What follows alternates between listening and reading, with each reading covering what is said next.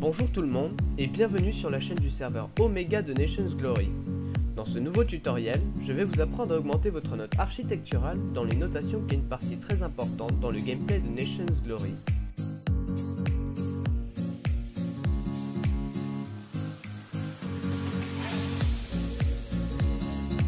Les notations sont un système de classement mis régulièrement à jour par les super modérateurs et admins.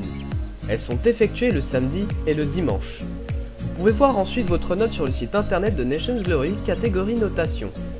Plus vous êtes haut dans le classement, plus vous gagnez d'argent.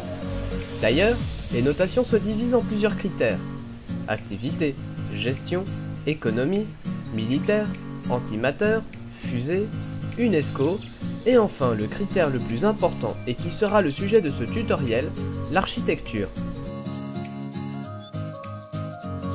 La note d'architecture est la plus simple et celle qui rapporte le plus de points dans les notations.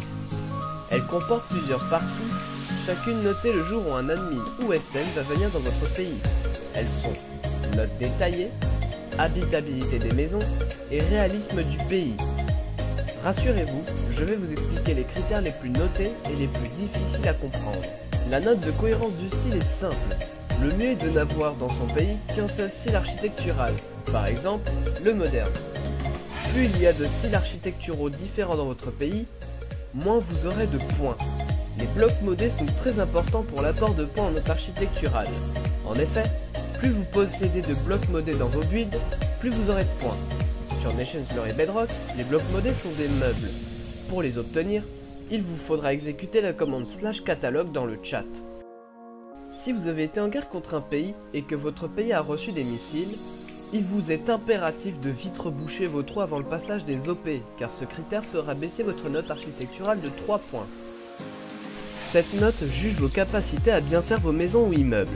Les critères pour obtenir la totalité des points d'habitabilité sont d'avoir un toit et une porte, un plancher et du mobilier. Je vous déconseille tout de même de surcharger vos bâtiments de mobilier, car cela risque de faire drastiquement baisser vos FPS. Ce critère dépend en partie de l'avis de celui qui vous note, mais aussi de la diversité des bâtiments que vous avez construits, comme par exemple une mairie, des marchés, un hôpital ou un bateau. Et voilà, c'est la fin de cette vidéo. J'espère qu'elle vous a plu. Si c'est le cas, n'hésitez pas à lâcher un pouce bleu et n'oubliez pas de vous abonner. Je vous invite fortement à donner votre avis dans l'espace commentaire. Sur ce, je vous souhaite une excellente journée ou soirée. À la prochaine!